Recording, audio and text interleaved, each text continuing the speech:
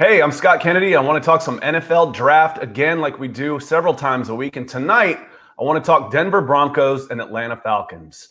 Adam Schefter, I called it dropping a bomb on Falcons fans. It wasn't really a bomb because Falcons fans knew that they were possibly shopping that number 4 pick, but Adam Schefter confirmed it. So which to me means that the executives with the Atlanta Falcons or teams talking to the Atlanta Falcons are comfortable enough to leak that information that is becoming more and more of a possibility that the Falcons move down.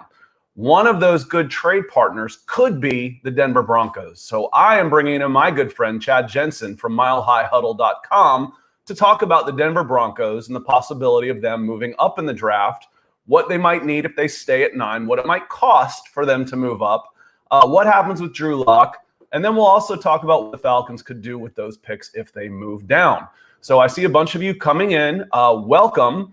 I want to say welcome to the show. Please be interactive with this. It makes it a whole lot more fun when we are talking, when we're answering questions and bringing you into it. And hit that subscribe button if you can on my page. That's a big help to me. It's a big help to Chad.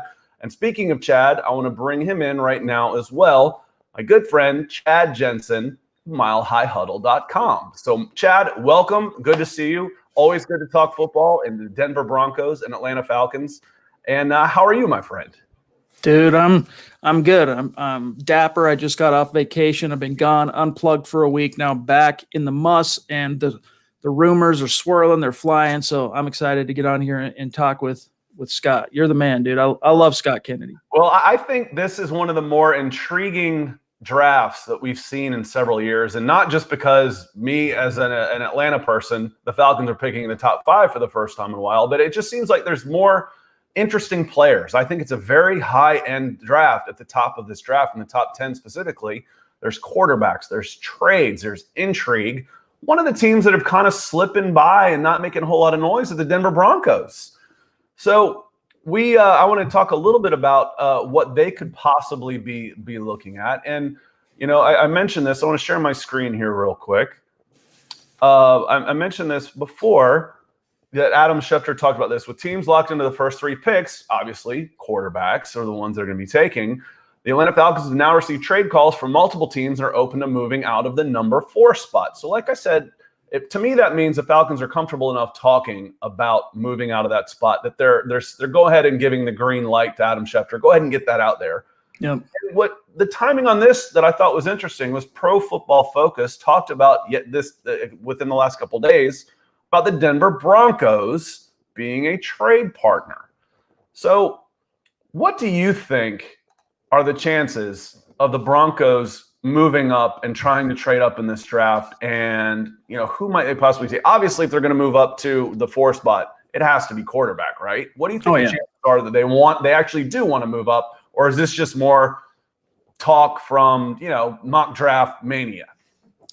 Honestly, my read on this, covering the Broncos every single day, is that George Paton, the new GM, and the former, right, we'll call it second chair for the Minnesota Vikings behind Rick Spielman, I think he's a lot more comfortable with Drew Lock as the penciled-in starter for 2021 than the national perspective, you know, outside of Denver really can appreciate. Now, that doesn't mean that he doesn't want to kind of hedge a little bit, because Locke was pretty up and down in year 2, but I don't think he wants to utilize his first round pick as a GM on moving up to try and grab a quarterback. And the main reason being is that, look, he was saddled with a head coaching staff that he basically has to kind of deal with for a year.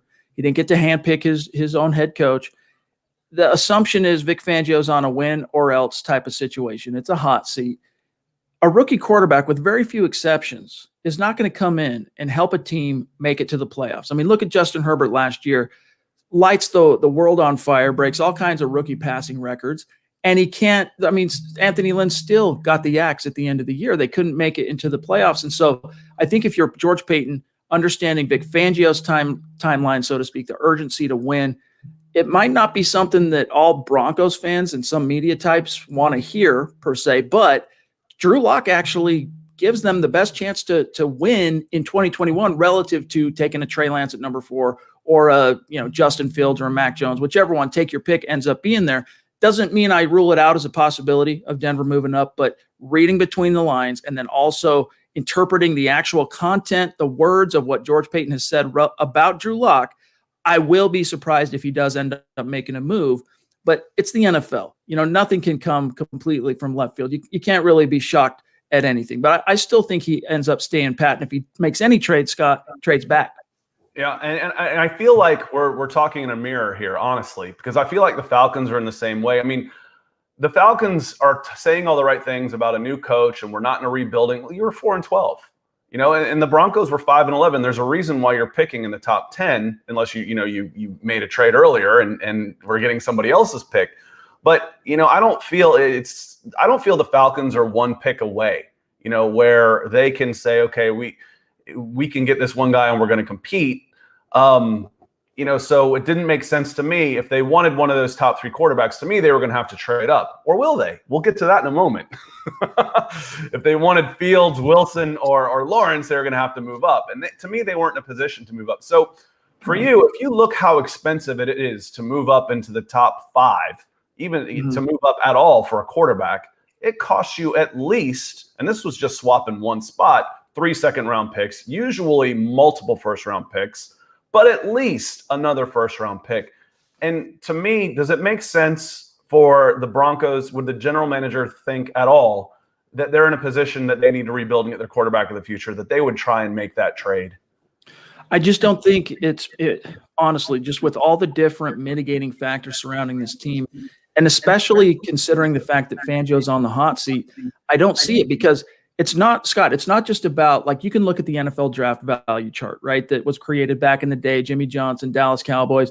You can look at the cost. I want to say it's something like pick 9 is worth 1,350 points. Pick 4 is worth 18. So for the Broncos to move up, you got to close the gap, something like that, really close, something close to like 500 points. Well, that would mean the Broncos number 40 overall pick, round 2, and their round 3, just to equal the value chart. Now, what that doesn't take into consideration, Scott, is demand, right? If supply, demand, the laws of economics being what they are, if multiple teams are trying to move up and get to that number 4 pick, the price just gets driven higher and higher and higher. And what we've seen so far from George Paton in this offseason, we know he put his big toe in on Matthew Stafford in January. The price ended up becoming a bridge too far, and he backed out. Up till this point, rumors about the Carson Wentz deal, that he kind of sniffed around that. Sam Darnold sniffed around that.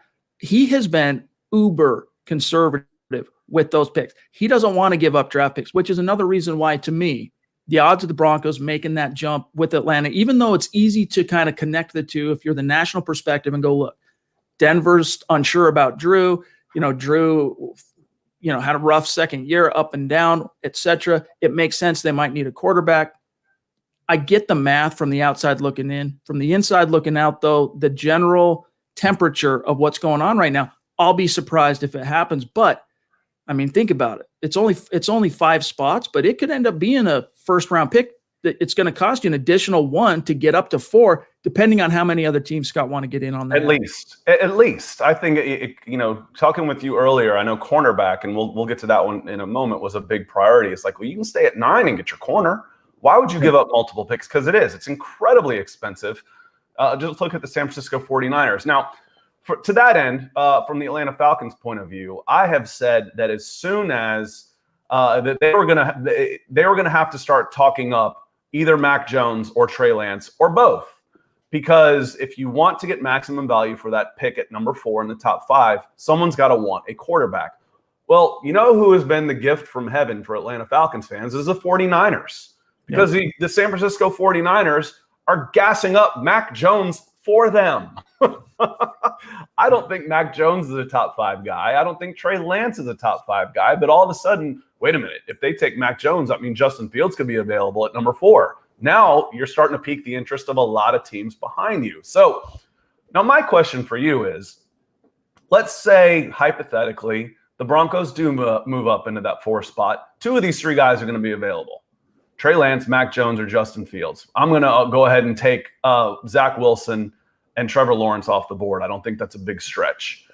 Who do the Broncos take? Where would you go with that pick? If they do trade up to 4? If they're at 4, they're taking a quarterback. Unless they trade multiple first-round picks to get Kyle Pitts or someone like that, which would be insane. It would be asinine. There is a contingent of draft truthers in Broncos country that are all about Kyle Pitts, but when you got Noah Fant and also a pretty fast and talented tight end in his own right, Albert Okwuegbunam, coming back from an ACL, what are you going to do with Kyle Pitts? But I digress.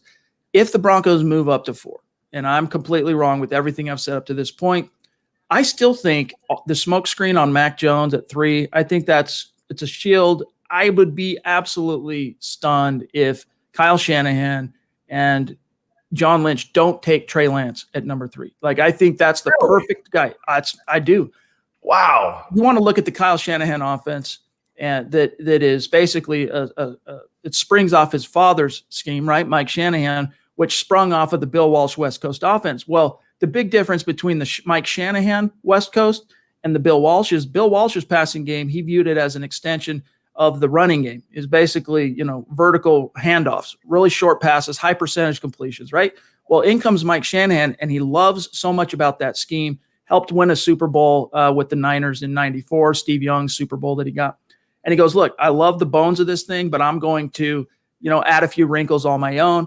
Interjects the zone blocking scheme, which ended up cranking out 1,000-yard rusher after 1,000-yard rusher in Denver. But the passing component that changed relative to the Bill Walsh scheme was the play pass, vertical, deep shots that became a staple in the Mike Shanahan scheme, and it required a little bit of mobility. Joe Montana couldn't pull this off. He wasn't mobile enough. Steve Young, no problem. Joe Montana was pretty mobile until he started getting beat up a little bit. You're right. Joe could run. Trey Lance fits that moving pocket, naked boots. NFC West. I used to watch the 49ers terrorize the Falcons 2 times a year, so he could run just fine.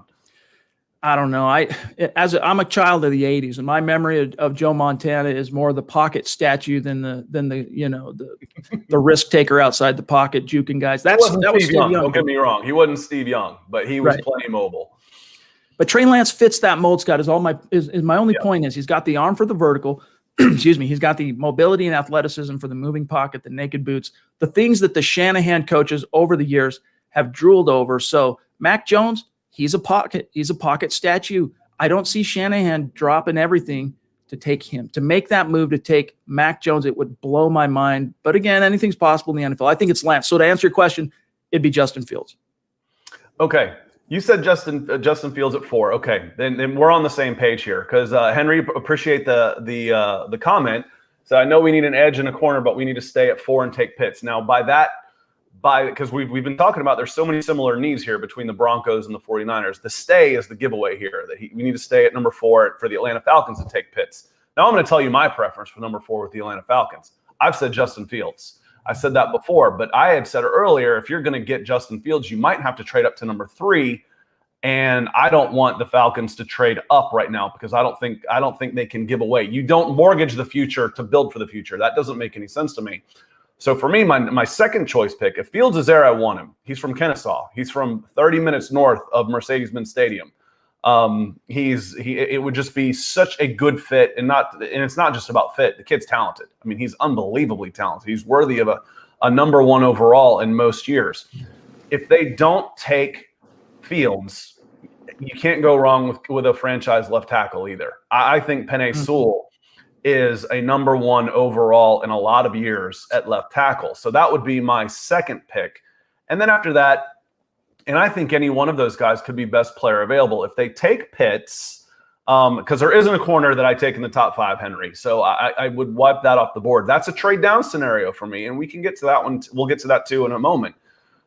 Pitts is best player available. He fits that. You know who else fits that best player available that doesn't necessarily fit a need or a top 5 guy normally is Micah Parsons, the Penn State linebacker who's running in the 4.3s at 250 pounds. You put him next to Deion Jones.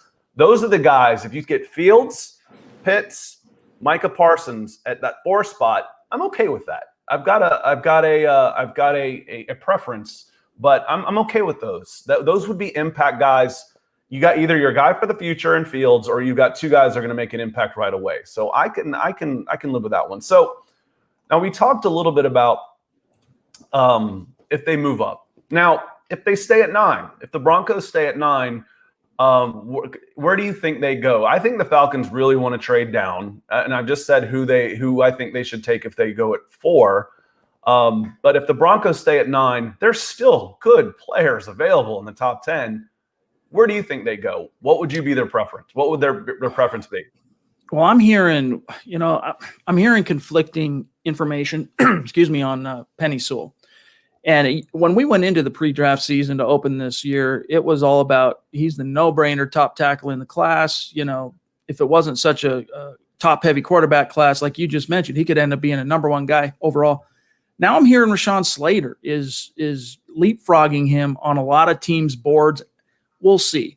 If it's the Denver Broncos, look, you need a guy who can help Vic Fangio win now, and you need a guy who can help George Payton be a puzzle piece for George Payton long-term, a foundational building block type piece. What are the building block positions, right? That when you're a brand new GM, let's say you just took over an expansion team, 2002 Houston Texans, and you need to build it from the ground up. Well, outside of the quarterback, again, the Broncos are still open to the possibility Drew Lock is that guy. Outside of that, it's about tackle. Well, you got a left tackle already in Garrett Bowles that emerged into an all-pro last year, and they paid him. You got a highly paid right tackle on the other side in Jawan James that they paid a ton of money to, and he's played exactly 62 snaps over the last 2 seasons because he opted out last year after being injured the first year. But behind James, you don't have anything. So I wouldn't be surprised if it were one of the tackles, whether just tell me who's there. Is it Sewell? Is it Slater? Or corner? Now, the Broncos went out and spent a lot of money this free agency period, Scott, on the cornerback position. Blew my mind, given Ronald Darby $30 million over 3 years. Whatever. He's got one 16-game season under his belt as a pro. I'm a little sketchy on that. You need some insurance. A corner there. I'm not a huge believer that Patrick Surtain II is a great Vic Fangio scheme fit, although he's talented enough, he's smart enough, he could probably thrive anywhere you put him in the NFL. I'm all about Micah Parsons. Broncos, if you're looking for a guy for the Denver Broncos who not only fits need, but fits BPA, you can plug him in, and he can make an impact today, tomorrow, the next 10 years as your off-ball Mike guy that can, go sideline to sideline as a run-fit guy, tackle the guy with the ball, but also finally provide Vic Fangio with some coverage chops in the middle of the defense, which, frankly, he's lacked since his swan song there in Chicago with Danny Trevathan and Roquan Smith. So summing it up, I'm all about Micah Parsons if he's there at 9. And Scott, I think there's a good chance because of the off the field concerns surrounding him. Well, and I agree with you on that one. With Micah, I already said Micah would be okay with me at number 4. So if you get him at 9, and again, I think the linebackers get lost a little bit this day and age. It's because it's the edge rushers and the corners. It seems like are your value or your building blocks now because it's such a 7-on-7 league that you better be able to cover. You need a bunch of them But when you've got a 4.38 linebacker at 250 pounds with instincts, I mean, the kid's a football player. He's not just a combine freak. Man, you'll know he's on the field. And it's been a while since the Falcons have had a player like that with that on defense. So if you can get him at 9, I think that'd be great. Like I said, there's players to be had in the top 10 that I don't think the Broncos should be in any hurry to trade up. So that one struck me as interesting when they started talking about it. It's kind of interesting too, Scott, because covering the Falcons, you got a brand new GM transplanted from New Orleans who's never sat in the first chair, right? He's been a pro personnel VP guy for the last few years in New Orleans. And I had to do my research on Terry Fontenot because he was a finalist for the Broncos GM job that George Payton ultimately got. That dude, he was my number 1 choice for the Denver Broncos. I wanted the Broncos to hire Terry Fontenot.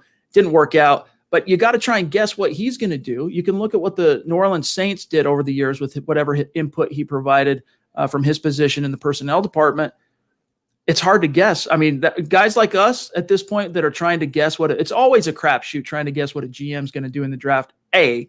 B, when it's a first-year GM who there's no body of work, there's no resume really to judge from, it makes it all the more, muddy, for lack of a better term. And what's funny for me in the comments, Chad, is when people say, well, it's got to be Pitts because, he's already said he's going to take the best player available. Well, best player available is subjective, Mm-hmm. and ideally, and I'll say this again, I posted on Twitter, ideally, you trade down until your need fits the best player available and you keep stockpiling players. So if the Falcons came down, again, I'd be okay with the Falcons coming down into the teens and getting someone like Kwity Paye out of Michigan, because as Henry mentioned in the chat earlier, Falcons need an edge guy. They absolutely need a pass rusher. Now, you were talking about, about Penei Sewell and some of the stuff that gets around. Now, I try not to listen to all the noise and just trust the evaluation, because there's stuff coming about Justin Fields. Oh, he doesn't work hard. My ass. He doesn't work hard. That's somebody that's hoping to get him at 7 or 8 that's saying that right now. And Penei Sewell is, to me, he's a true number one. Now, if you're looking for value, Chad, I'm going to say this again. So we're talking about offensive tackles and a right tackle. Spencer Brown, Northern Iowa. Yeah, he was so impressive at check my YouTube page on his at Senior Bowl. His pro day was off the charts. He ran a sub-7 L cone. There's corners that don't run sub-7 L cones at 320 pounds. And this guy is 6'8.5". He is and he ran a 4.88 and a 4.90 40. He is a freak of nature at 6'8 and change. So he's, they'll probably list him at 6'9". So if Spencer Brown should be into that back end of the first round, in my opinion, and that's a guy that you can get value. And if we're talking about trading back, which both of us have, man, you got to look at someone like Spencer Brown for that right tackle position. So you really see him as a first-round caliber, like a late round one caliber guy? If you look, I've watched him play, and he was impressive. Now you look at the athleticism, and it's even more impressive. So what am I missing? Yeah. Well, and I show the video again and just talk about him. It's like, when somebody that tall, how tall is too tall? It starts becoming a little bit of an issue. Look at, Brock Osweiler at 6'8". Was he too tall? Yeah. This guy's 6'9", but his pad level gets below guards who are 6'3". To me, that's insane. That is insane. Running a 4.8 and change, and his arms are a little shorter than someone that's that size. Most of these guys have wingspans that are longer than their height. His is actually a little bit shorter than his height. So he's more of like a 6'6" guy. So he's doing 35 reps on the bench press at 225. Yeah, that's with a 6'9" shuttle and a 36-inch vertical leap. I mean, he's the closest guy I can think with this kind of size and athleticism at that weight is LeBron freaking James. But does he have the feet though? Yes. Does he have the feet on the edge, especially to play blindside? He was a basketball player in high school. You think so? You could project him as a left tackle, I not could just project right. him as a left. I would say let's put him as a right until he gets going to the level of competition. But to me, whoever drafts this guy, if they get him anything below the first round, is going to have a friggin' steal. I've been on Spencer Brown for 3 months now. Yeah, you swung me on Brown when you. And I haven't seen anything that's changed my mind. If you just Google Spencer Brown Pro Day, and you'll look at it and go, what? Yeah, what? These are defensive end numbers. It's freakish. But dude, here's the thing. When's the last time a right tackle? I mean, I guess it happens here and there. Juwan James drafted in the first round, played right tackle. Ryan Ramczyk drafted in the first round, played right tackle. Most of the time, even the pick 15 and beyond tackles that are drafted in the first round, they're penciled in left side guys. It's pretty rare that a team goes in and goes, look, we've identified our future right tackle, franchise right tackle. We're going to spend a first round pick. But this is a guy that might justify that. He is freakish. I worry a little bit. What's up, Contender View, one of the superstars from MHH? Good to see you, bro. I worry a little bit about, just his not lack of experience, but level of competition and all that. But hey, here's what I've always said. Here's what I've said as a scout about level of competition. We're throwing Trey Lance to the at number 3 overall, and we're talking about Spencer Brown here. For me, the level of competition is irrelevant to a certain extent as long as you are dominating it. Because what I've always said, being from Georgia, most of the Hall of Fame guys that you've heard of from Georgia come from small schools. And I'll use this line 100 times. Not everybody's going to even remember this guy, but Herschel Walker is still Herschel Walker if he's playing at 7A Parkview with 4,000 people, or he's playing down at Charlton County with 500 people. He's still Herschel Walker.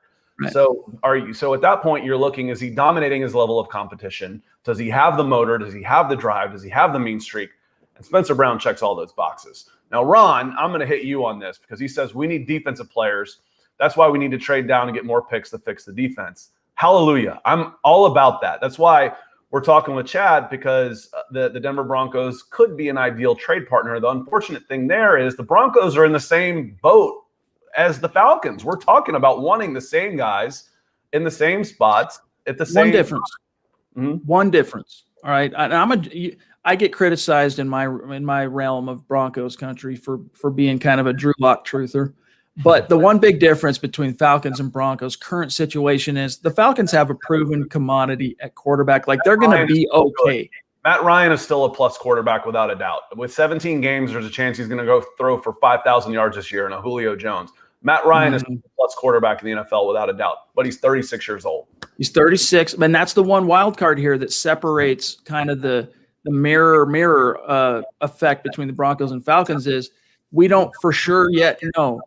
Is George Paton sold on the notion of, hey, we're going to give up a 4th-round conditional pick to trade and grab Teddy Bridgewater to be our fail-safe? We're going to ask him to take a pay cut and back up Drew in the event that Drew falls flat on his face. That's what I expect to see happen, Scott. When it comes down to the Broncos and the quarterback position, I expect a Bridgewater-type acquisition sometime between now and the draft. You're running it back with Drew Lock, and you're doing like Ron's here saying, if you're George Paton, you're stockpiling picks. You're trying to acquire as many darts to throw at the board as you can because especially defensively in Denver, that's one huge similar thread as well between Denver and Atlanta. John Elway in his last 3 drafts as GM in Denver, he swung the pendulum all the way almost to offense after just mostly focusing the early premium round picks, his first 7-8 years as GM. On defense, he swung an opposite direction on offense because the post-Peyton Manning era had become, some serious doldrums offensively. But now it's time to swing it back to defense because, look, you have on paper in Denver some pretty decent starters, but the depth right now at multiple key positions is frankly terrifying. So I'm looking at Broncos edge. I'm looking at corner. I'm looking at offensive tackle because it needs to be your first-round pick needs to be a cornerstone position, especially if you have a hole at one of those positions. And, for the Falcons and Broncos, it sounds like they have similar needs at multiple foundational type positions on the roster. Well, and Chad, I want to plug my site real quick, allfalcons.com. I put this on this morning. Is Jason Oweh the pass rusher the Falcons need? Because part of one of the mock drafts I saw had them trading back into the end of the first round and taking Jason Oweh with like a 25th, 26th type of pick. So if they get a pair of second rounders by trading back and then say getting Patrick Surtain as a corner at 10 or 11, great. And then they take Jason Oweh. Go read this. It's on the front page. You can see him at allfalcons.com. Jason Oweh, now if we were talking Spencer Brown, this guy is even more of a freak of nature. The only guy I could think of that's close to this guy in athleticism coming out was Boss Bailey. Champ's younger brother was actually bigger, faster, and could jump higher than Champ. He just didn't have the football IQ and the amazing ability to make plays that Champ did. Boss was actually a better athlete. Boss was a better athlete. A low 4.3 guy with a close to a 50-inch vertical leap at 230 pounds. Jason Oweh ran a 6'7" L cone at 6'5", 257 pounds. This is a guy that chases down corners, a 4.3 640. He's just raw. So if you're going down and getting more picks to fix the defense, because I'm with you, the Falcons are going to put up points.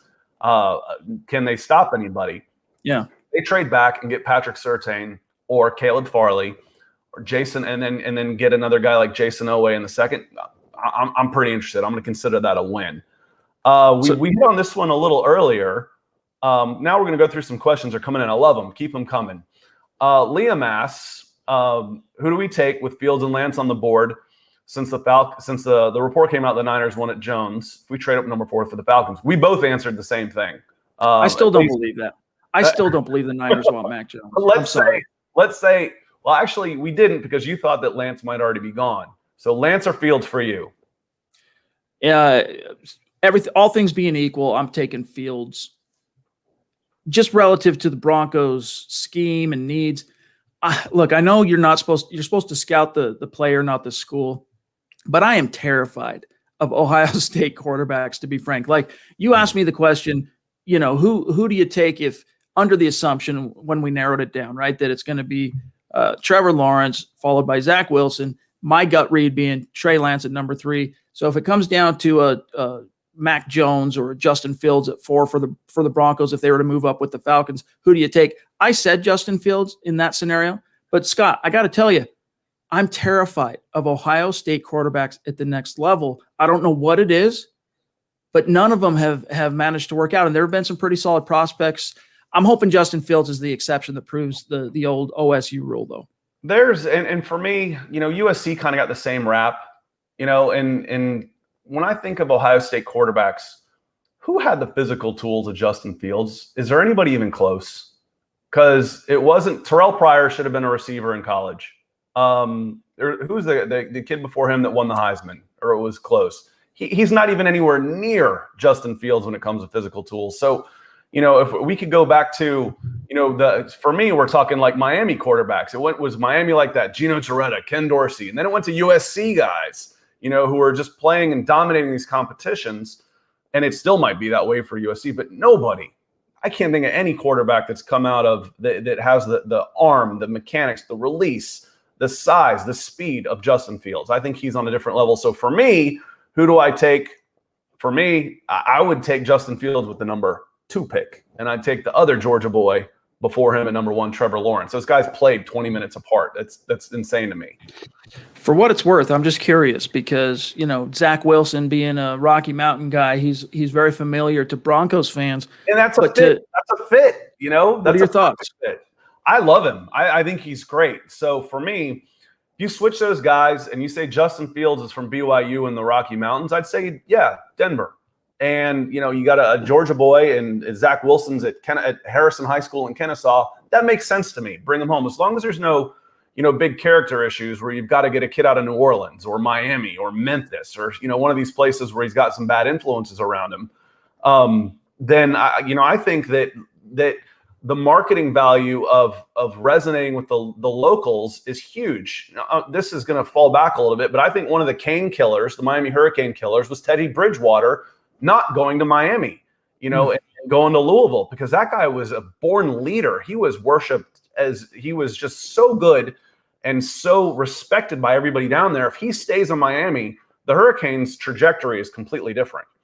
If he were to play with the Miami Dolphins and not get injured, I think things are different. You've got that marketing impact down there where it resonates with the community and everybody rallies behind it. So I see that with Justin Fields being with the Falcons, and I think he's just a phenomenal prospect. I don't think that's enough reason to ever take a guy, but it certainly is a bonus. And if they're neck and neck, it would give me this much more. I'd take, I'd take the nod there. So for me, it's Justin Fields. It's Trevor Lawrence, then Justin Fields for my point of view, because I think the Falcons need to look at a rebuild. I don't think they're one player away. I think they missed their window with Julio Jones and Matt Ryan, and they can't move them on because of their contracts. So let's look long term.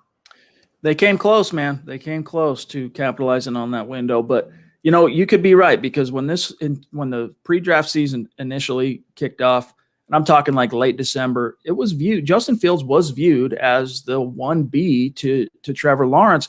And then somehow he got outshined by Zach Wilson, which, don't get me wrong, I think Zach Wilson's a phenomenal quarterback prospect.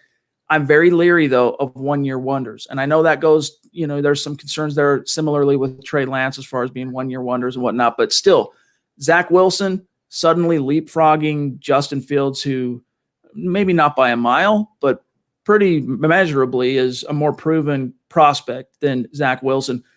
I'm not convinced New York's taken Zach Wilson. Like, I'm still not sure how those next 3 picks are going to unfold in the draft after Lawrence, even with the tectonic trade from the Niners and even knowing that the Jets are taking a cue.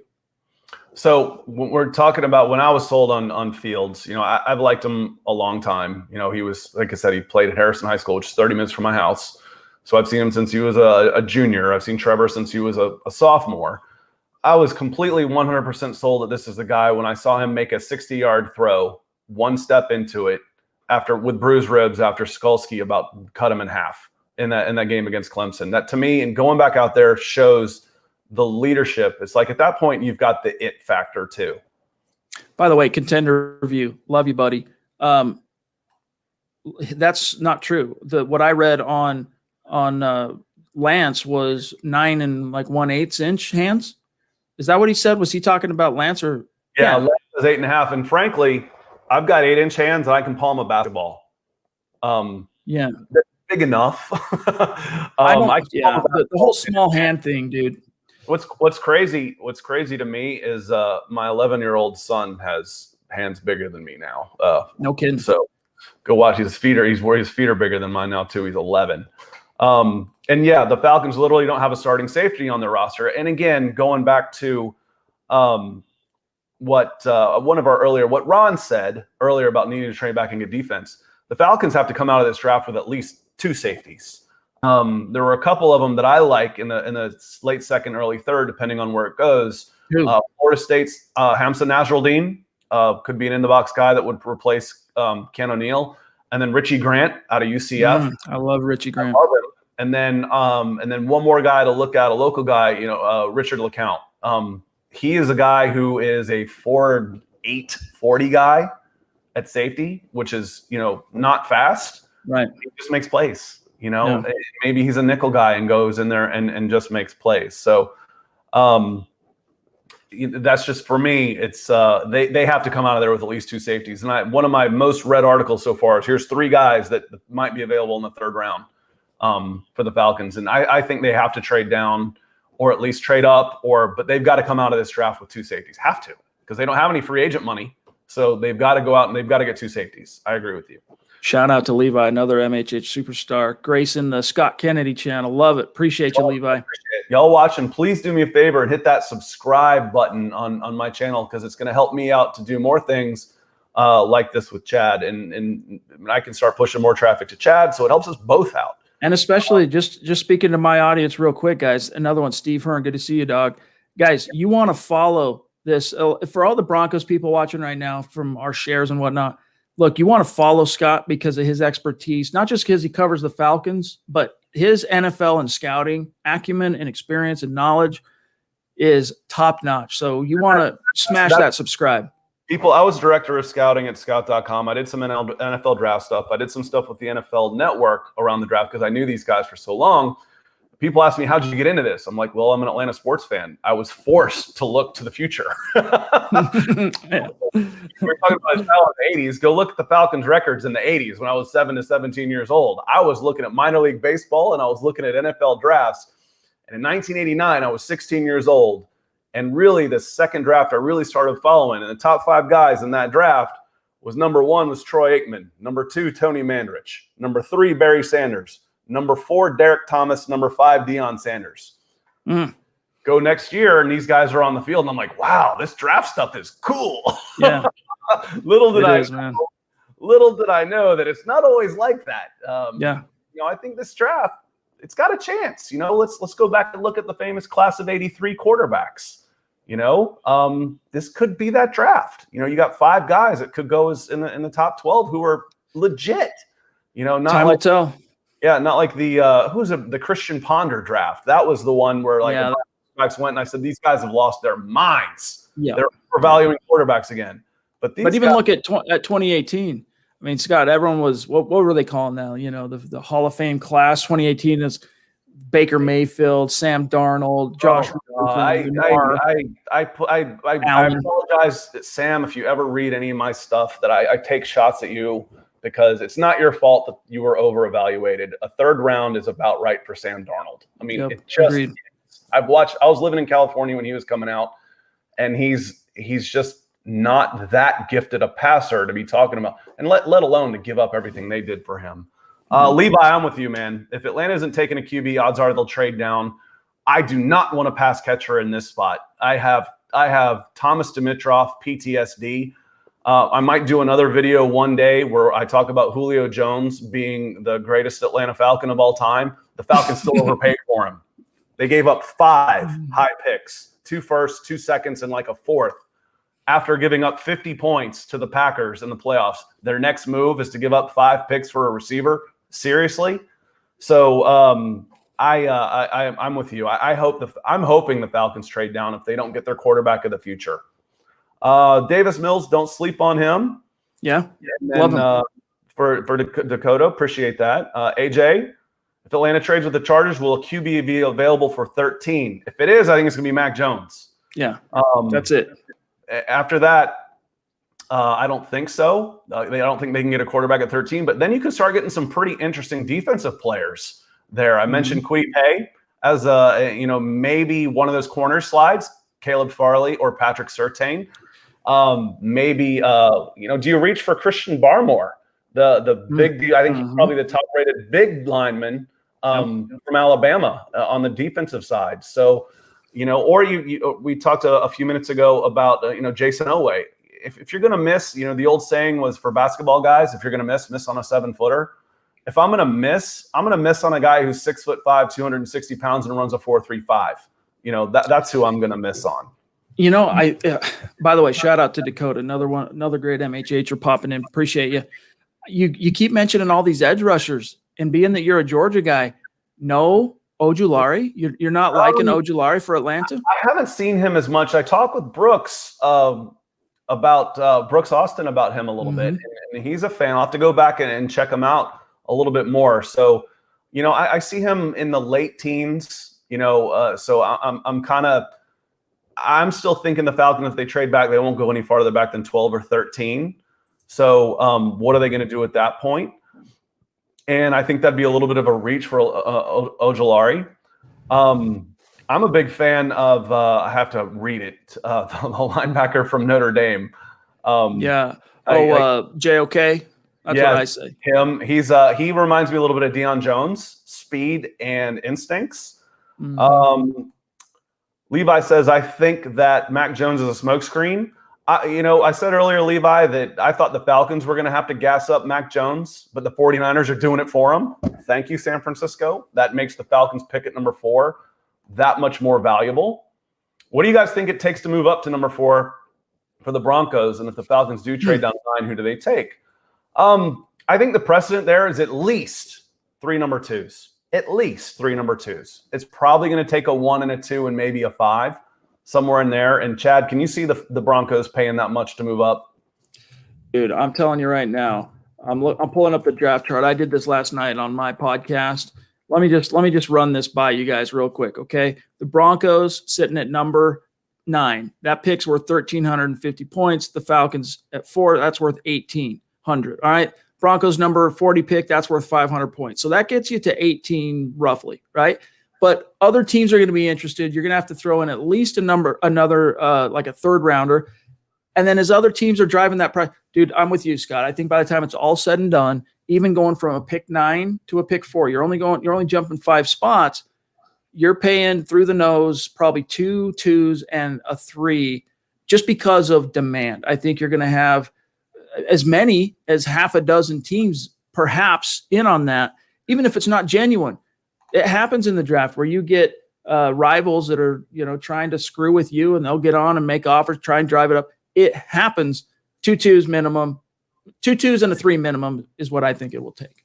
Yeah. And as a Falcons fan, I think you'd be happy with that. You probably want another first, but if you can come out of this draft with a couple of second-round picks and get your safeties, you're doing well, because like I said a few minutes ago, they have to come out of this draft with 2 safeties. Have to. And there's a couple of good ones that you can have in the picks from 45 to 50. So couple more here. I love that these are coming in. It just makes it so much more fun. So I think the Falcons would like to trade with the Broncos sitting at 9. I do too. I think 9 would be a perfect spot. Who do they pick if they're in 4th? The Falcons, I think, could take any one of a quarterback. I think they could take Kyle Pitts. I don't want them to. They could take Jamar Chase. I don't want them to. And for me, the pick there is Penei Sewell, your franchise left tackle. If you're talking about a Pro Bowl wide receiver, a Pro Bowl tight end, or a Pro Bowl left tackle, it's a no-brainer. It's a no-brainer. No-brainer. Those are all there. So for me, it's a no-brainer. Do you think it was dumb for Miami to trade down to 6 instead of having the 3rd pick? No. What I think was dumb was giving up as much as they did to trade back up to 6. Bizarre. They were in a good spot, and they fleeced from the 49ers. They got huge draft capital. They won a wide receiver. The Dolphins won a wide receiver. So they still could have gotten Jalen Waddle. They're not going to get Jamar Chase. They weren't going to get Kyle Pitts. Devonta Wilson could have been there. So they could have gotten their number one. Now, what they're going to be upset about is if the Falcons take Pitts at 4 and then the Bengals take Jamar Chase at 5. Mm-hmm. Then the Miami Dolphins are really going to be pissed off. Yeah. But I don't think that's going to happen. I really don't. Dakota, what's up, dude? Good to see you, bro. Kyle says, I'd say it would be the pick at 4 if Atlanta stands pat. Man, the Falcons if there's 2 positions the Falcons are decent depth at right now: wide receiver, linebacker. I don't want another. Sorry, I just dropped my microphone. I do not want another pass catcher. I don't care how good he is. Like I said, I'd rather have a Pro Bowl left tackle or your quarterback of the future than another pass catcher when you've already got Calvin Ridley and Julio Jones. Not only that, dude. When's the last time? And I'm really asking because I'm not one of these guys that memorizes the draft results first round year over year. When's the last time even a top 10 drafted tight end paid dividends? Honestly. And now you're talking top 4. I think 4 would be the highest a tight end's ever been taken. So it's just not the value there. It's just, if you can get Ronnie Lott, you in hindsight, you take him at the top 5, but otherwise you're not taking a safety in the top 5. Right. So it's just the impact that they can have. And it's not that you can't have it. It's such a position of strength for the Falcons that you don't take Pitts. You trade draft capital and you trade down and let somebody else take Pitts. You don't take Pitts with that spot. And teams are going to covet Pitts. There are teams out there that are going to absolutely go bonkers for Pitts. And if he starts to fall a little bit, there will be teams. Maybe it's the Falcons at 4, other teams that are going to be positioned to deal. He's absolutely a number 1. Yeah. Falcons have 2 number 1s already as far as targets go. They've got 2 number 1s. They've got Julio Jones and Calvin Ridley. How many footballs are there? Right. They've got other needs. It doesn't matter who you've got throwing catching the ball. The quarterback's on his ass. And that goes back to the original Julio Jones trade. The Falcons traded an entire offensive line to get Julio Jones and couldn't protect or run the ball when it mattered. So I think AJ in here in the chat says, move Julio Jones to tight end and bam, you have Pitts. You know what this looks like to me? It's Plaxico Burress. When I watch him play, the way he moves, the way he catches the ball, Pitts looks like Plaxico Burress to me. And Plaxico Burress was absolutely a number 1 as well. So I'm not saying anything against Pitts. I think he is the best player available, maybe, period. But there's value in your positions. And I don't for the Atlanta Falcons, I don't want a pass catcher. If you're the Miami Dolphins, they'd use that pick on Pitts for sure. But not the Falcons. So and I know Contender says it was a joke. What wasn't a joke is you should have seen Julio play safety and linebacker in high school. That was fun. On that note, I want to thank Chad for being here. And most of y'all are coming in here to watch Broncos stuff, so you already know Chad. But I want to plug it in again anyway. Just a great chat. I only planned on going to 30 minutes, so we're knocking on the door of an hour again. That seems to happen when you and I start talking. So hit that subscribe button. That's a huge help to both of us.